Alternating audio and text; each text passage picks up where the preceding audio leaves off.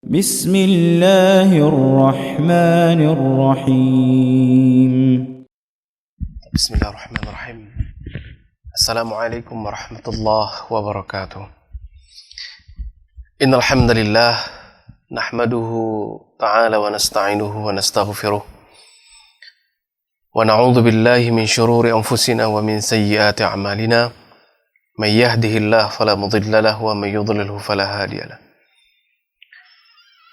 أشهد أن لا إله إلا الله وأشهد أن محمدا عبده ورسوله لا نبي ولا رسول بعده قال الله تبارك وتعالى يا أيها الذين آمنوا اتقوا الله حق تقاته ولا تموتن إلا وأنتم مسلمون وقال الله سبحانه يا أيها الناس اتقوا ربكم الذي خلقكم من نفس واحدة وخلق منها زوجها وبث منهما رجالا كثيرا ونساء واتقوا الله الذي تساءلون به والأرحام إن الله كان عليكم رقيبا وقال الله جل جلاله يا أيها الذين آمنوا اتقوا الله وقولوا قولا سديدا يصلح لكم أعمالكم ويغفر لكم ذنوبكم ومن يطع الله ورسوله فقد فاز فوزا عظيما أيها الأحبة الكرام رحمني ورحمكم الله رسول الله صلى الله عليه وسلم يقول فإن أصدق الحديث كتاب الله وخير الهدي هدى محمد صلى الله عليه وسلم. Kata Rasul sallallahu alaihi wasallam, ketahuilah oleh kalian bahwasanya sebaik-baik ucapan itu merupakan kalam Allah. Merupakan kalam Allah. Dan sebaik-baik petunjuk itu merupakan petunjuk baginda Rasulullah sallallahu alaihi wasallam. Wa syarrul umuri muhdatsatuha. Begitu pula sejelek-jelek perkara. Sejelek-jelek perkara adalah perkara yang baru yang ada di dalam syariat. Wa kullu muhdatsatin bid'ah. Dan setiap perkara yang baru di dalam syariat tersebut itu merupakan sebuah kebid'ahan. Kemudian baginda Rasulullah sallallahu alaihi wasallam mengatakan wa kullu bid'atin dhalalah wa kullu dhalalatin finnar. Dan setiap kebid'ahan tersebut, kata baginda Rasulullah sallallahu alaihi wasallam, itu akan menyeret pelakunya, akan membawa pelaku kebid'ahan tersebut kepada sebuah kesesatan.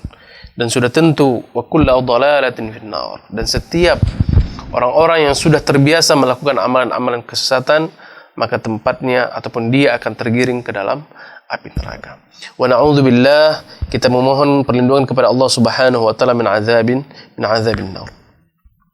Ahibatil kiram, kaum muslimin dan muslimat dimanapun antum berada, alhamdulillah kita bersyukur kepada Allah Subhanahu wa taala karena begitu besar dan begitu banyak nikmat-nikmat yang telah Allah Jalla Jalaluh berikan kepada kita.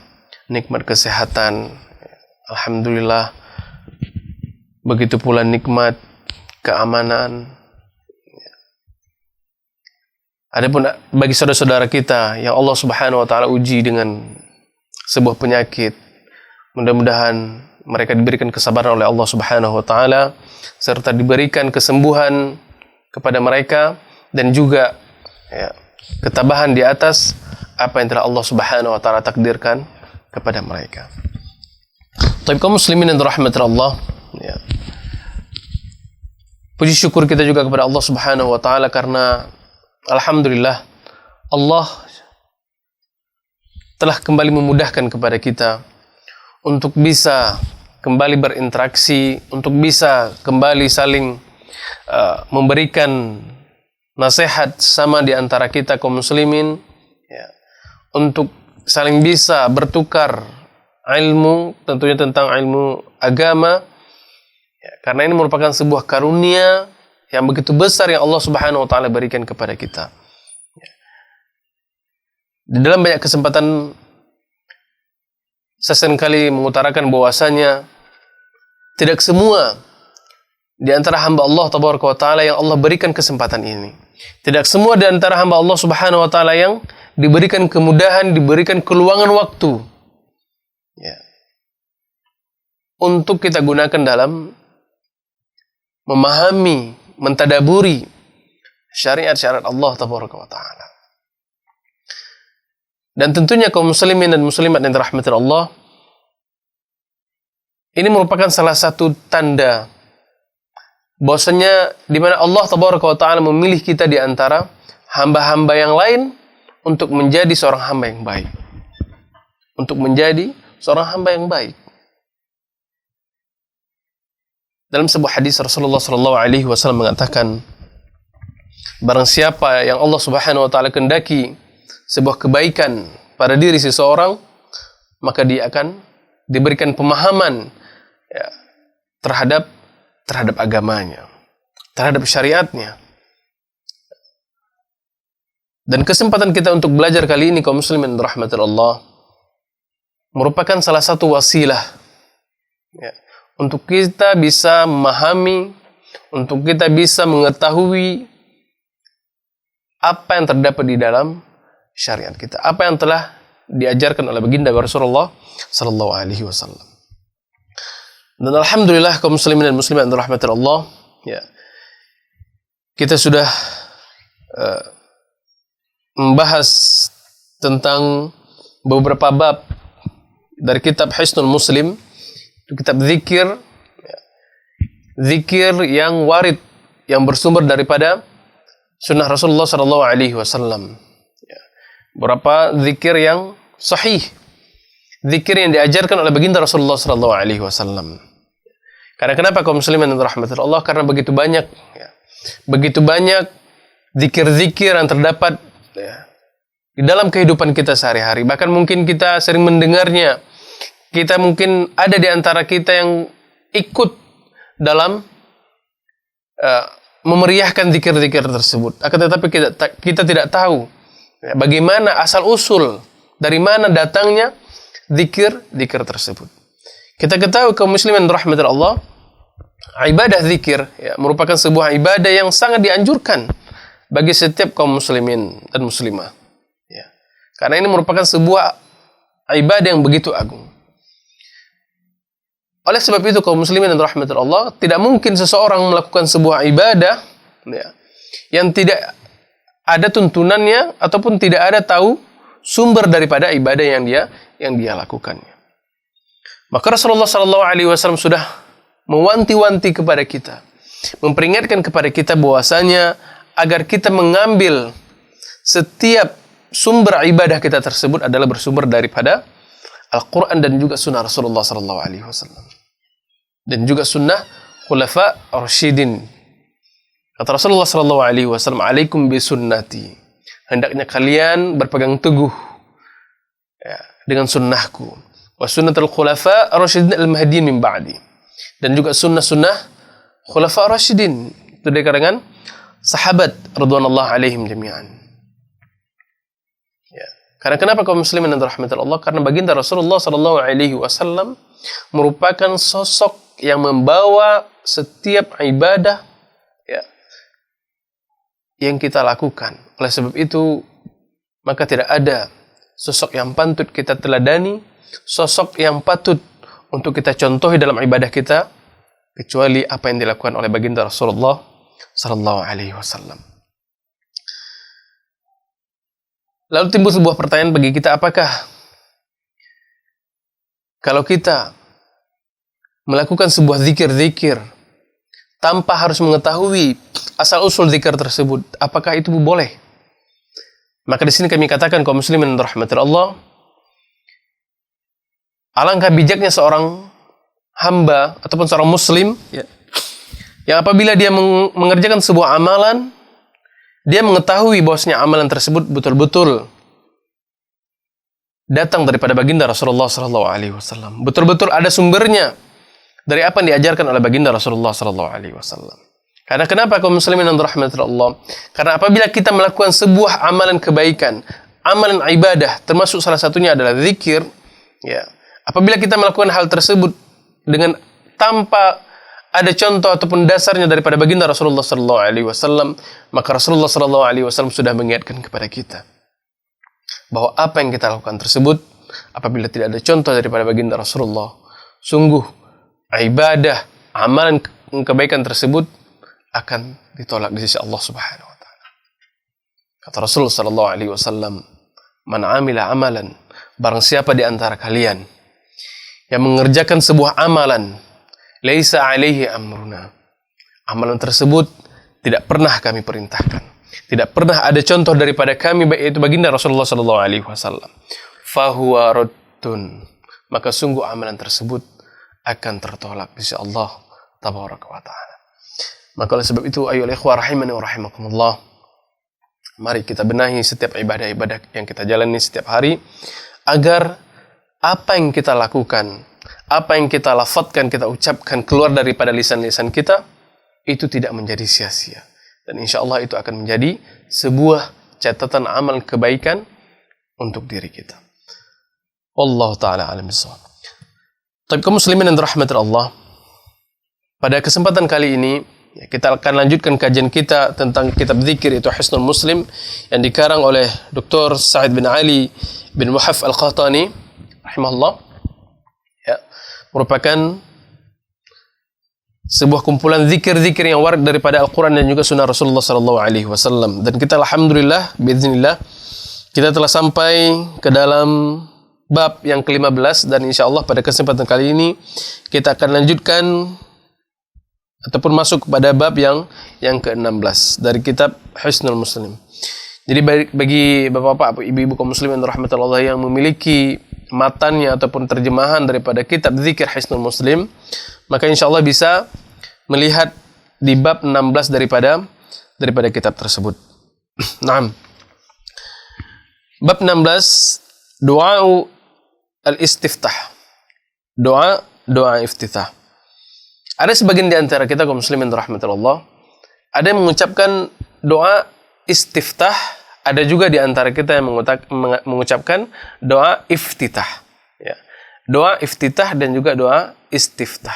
Maka mana yang benar? Maka insya Allah dua-duanya adalah benar.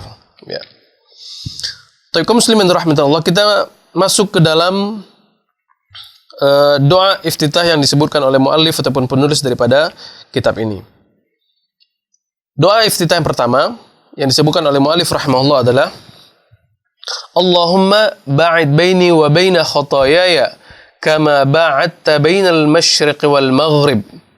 Allahumma naqqini min khataayaya kama yunaqqa thawbul abyadu minad danas. Allahumma ghsilni min khataayaya bithalji wal ma'i wal bar. Ya, kita terjemahkan terlebih dahulu.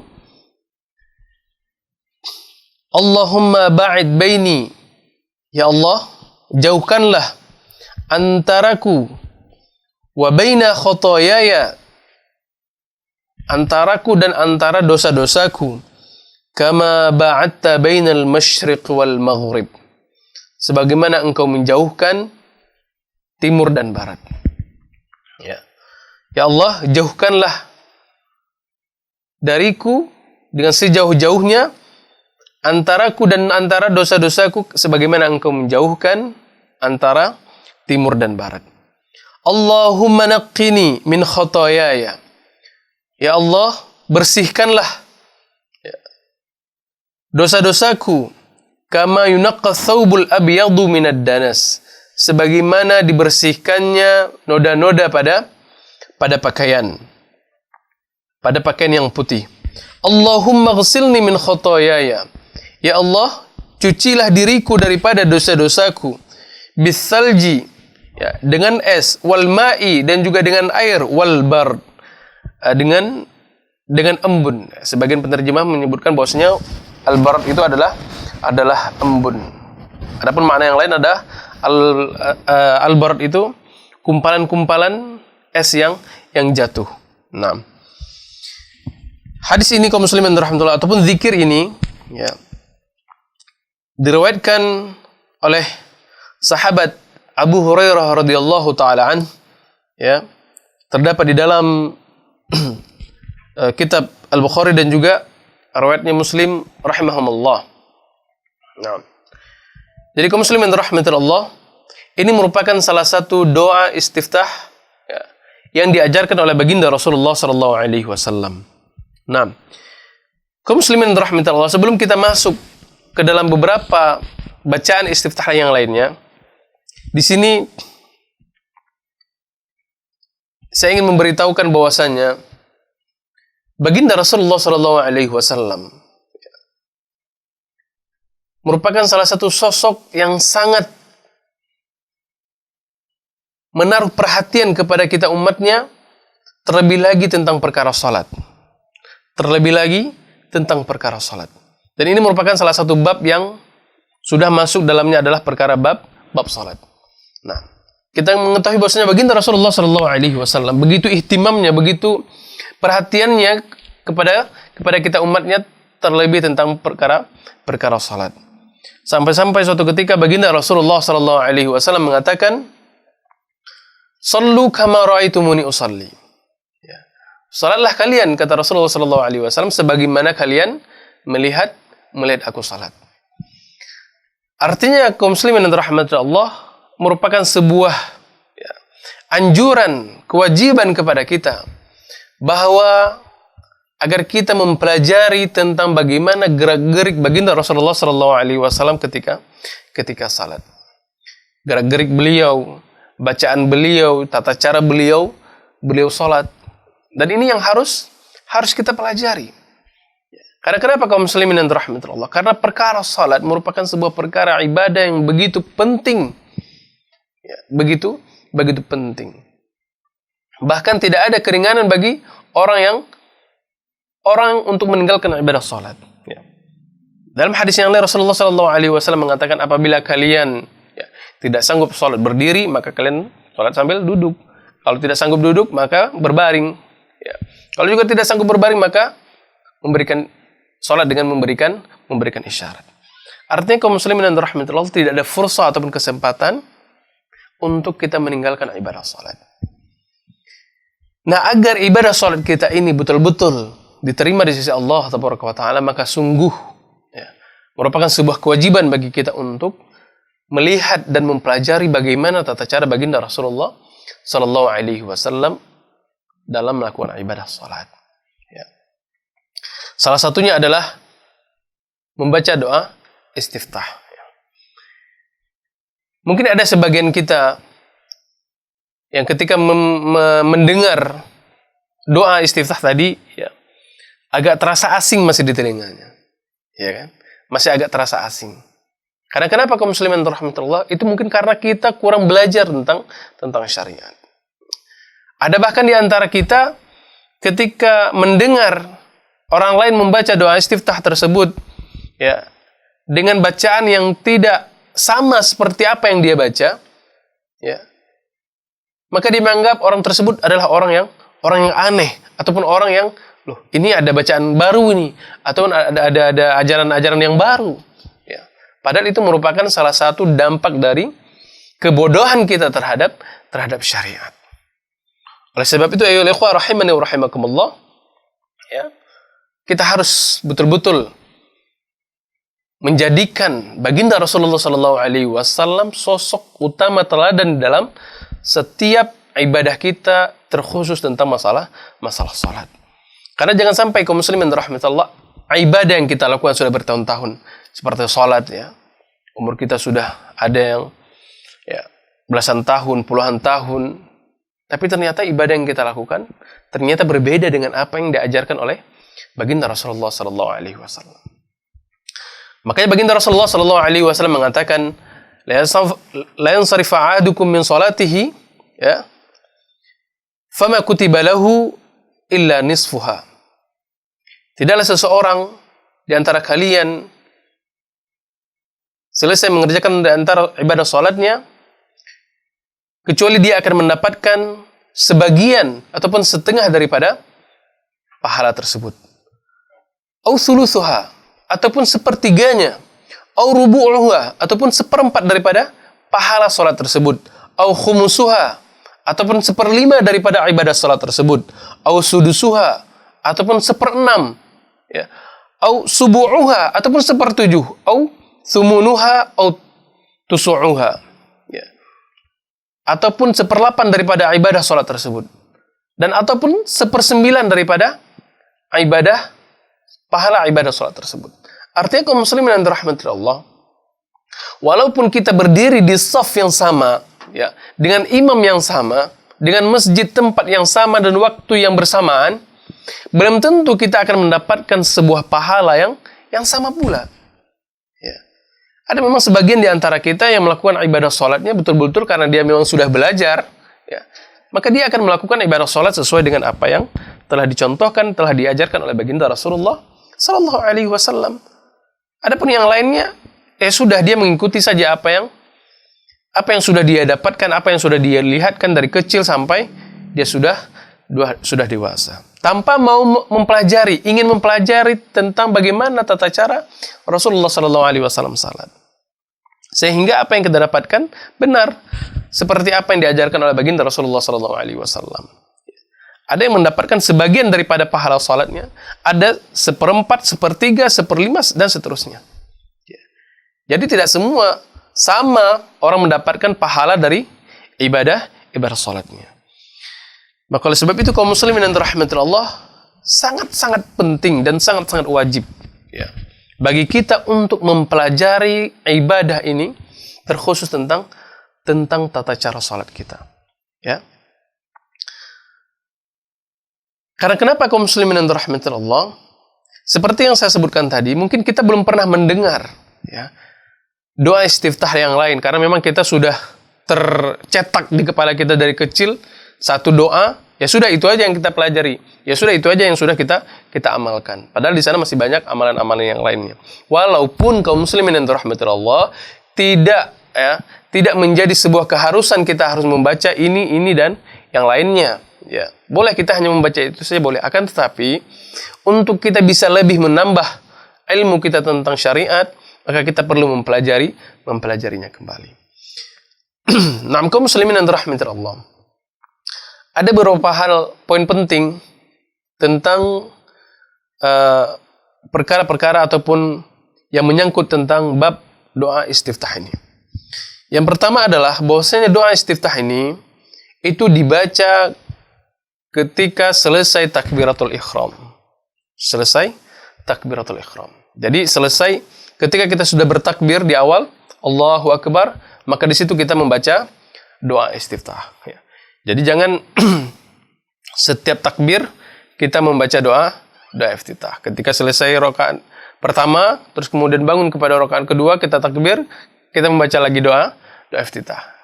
Maka ini tidak pada tempatnya. Maka tempatnya doa iftitah adalah doa yang dibaca pada rakaat pertama ketika setelah takbir pertama.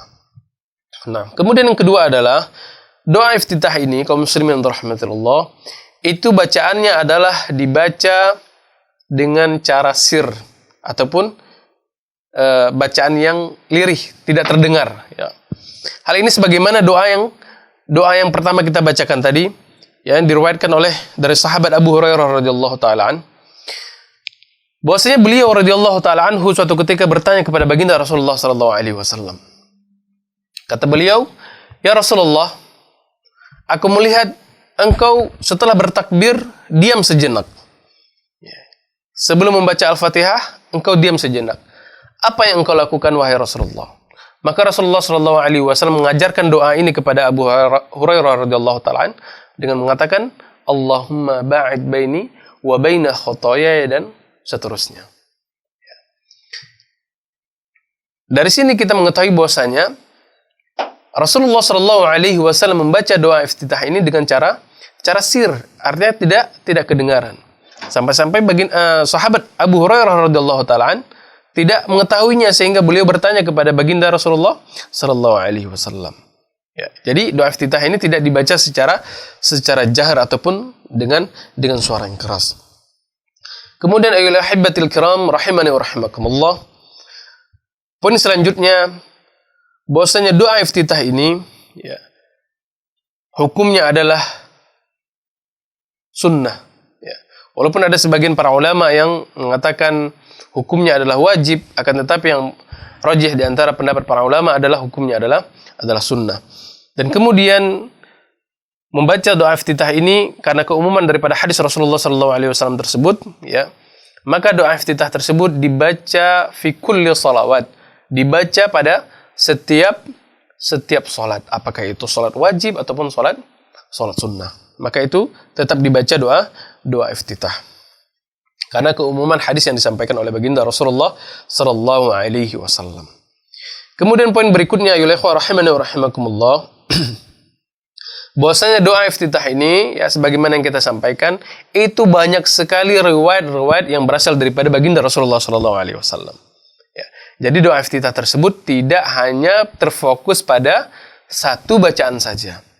Tidak hanya pada satu bacaan saja. Contohnya dalam kitab yang kita bahas ini, yaitu dalam kitab Hisnul Muslim ini. Penulis rahimahullah, beliau mengumpulkan paling tidak 6 riwayat yang menjelaskan tentang doa-doa iftitah. Begitu pula tentang sebuah kitab Hisnul Mukhtar min Sahih al-Adhkar yang dikarang oleh Syekh Abil Hasan Ali Ibn Ahmad Ar-Razikhi, merupakan salah seorang mustafid ataupun pengajar di salah satu darul hadis di Ma'bar Yaman. Ya, beliau di dalam kitab beliau tersebut menyebutkan sekitar 4 riwayat yang menjelaskan tentang doa-doa iftitah yang berasal daripada baginda Rasulullah sallallahu alaihi wasallam. Kalau kita mau melihat lebih banyak lagi macam-macam doa iftitah, maka kita bisa merujuk kepada salah sebuah kitab yang sangat populer, ya, yang dikarang oleh Fadilatul Syekh Al-Muhaddits, yaitu Syekh Al-Albani rahimahullah. Ya, beliau memiliki sebuah kitab yang bernama Sifat Salat Nabi. Sifat Salat Nabi. Di sana lebih kurang sekitar 12 riwayat, ya, 12 riwayat yang menjelaskan tentang doa-doa iftitah yang semua tersebut, ya, bersumber daripada baginda Rasulullah sallallahu alaihi wasallam. Jadi doa iftitah ini kaum muslimin yang dirahmati Allah tidak hanya terfokus pada satu bacaan saja.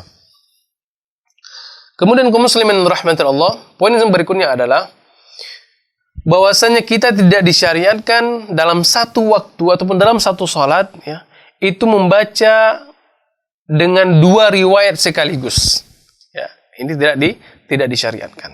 Kalau kita membaca pada sebuah salat satu riwayat saja, seperti tadi Allahumma ba'id baini saja, maka itu yang kita gunakan.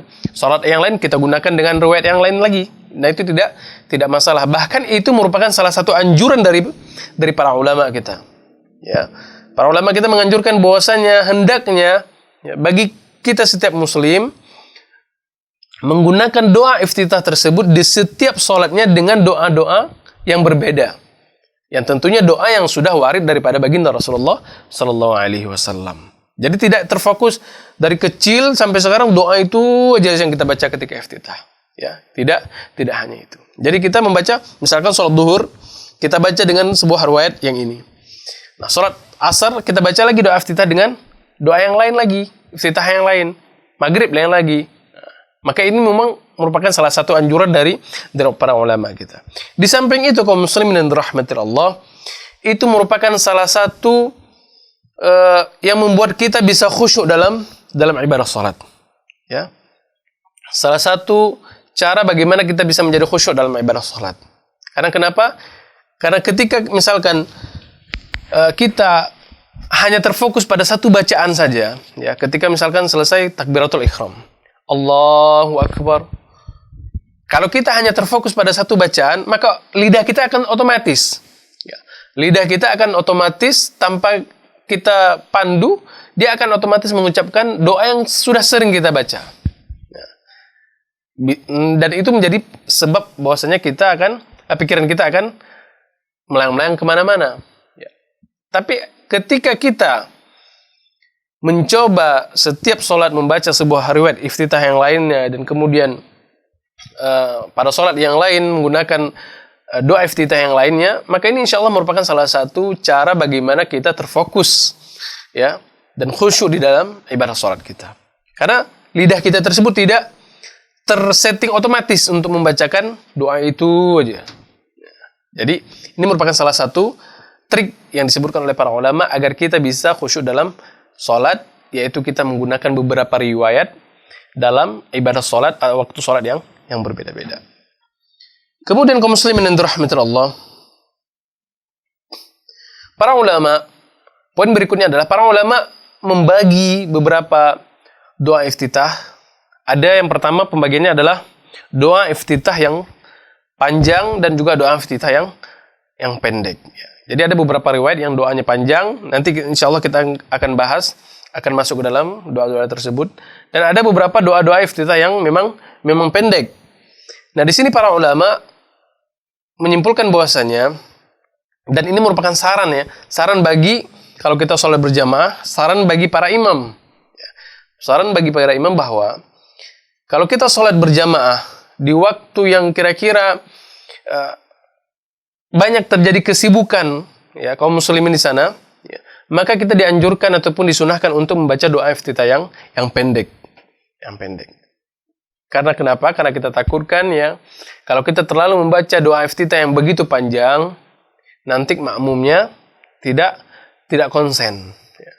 Jadi kita membaca, kalau waktunya seperti siang misalkan, siang kan waktunya aktivitas. Jadi kalau kita sholat berjamaah dan kita menjadi imam, maka kita membaca doa iftitahnya yang pendek.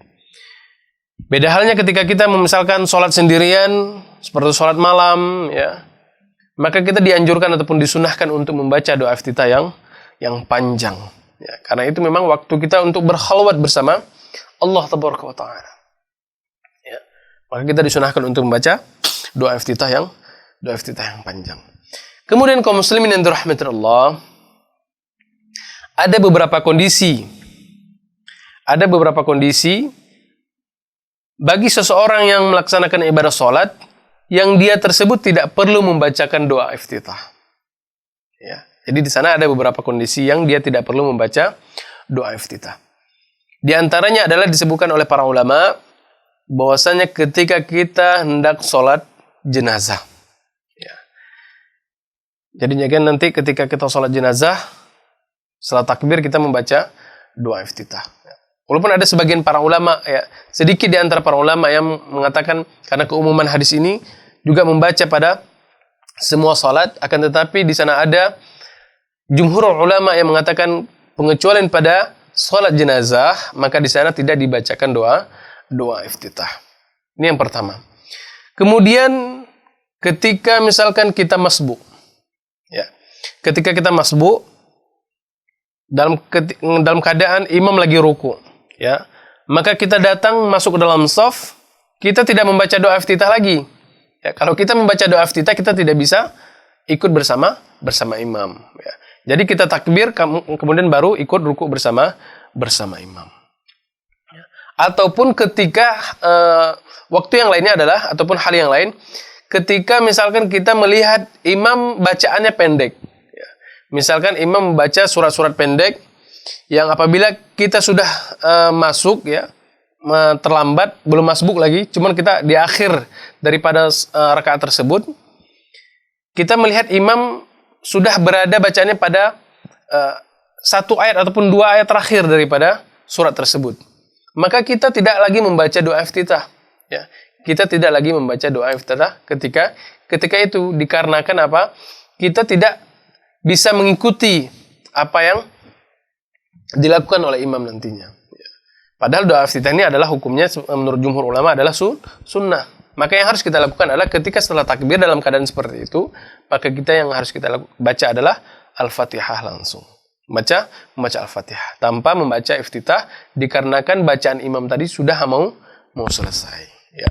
Wallahu taala alam bishawab. Inilah beberapa pengecualian daripada bacaan doa iftitah. Nah, kaum muslimin yang dirahmati Allah, kita kembali kepada riwayat pertama daripada doa iftitah ini. Nah, hadis ini diriwayatkan oleh sahabat Abu Hurairah radhiyallahu taala an.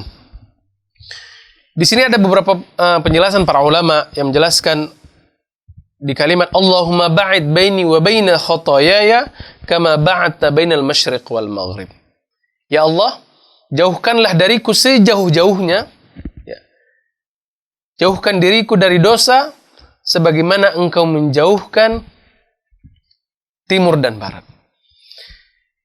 Di sini para ulama menjelaskan bahwasanya yang dimaksud khotoyaya di sini ataupun dosa di sini, ya, di antaranya adalah dosa-dosa yang akan dilakukan di masa yang akan datang. Artinya kita memohon kepada Allah Subhanahu wa taala agar kita terhindar di masa depan, agar kita terhindar dari dosa-dosa tersebut.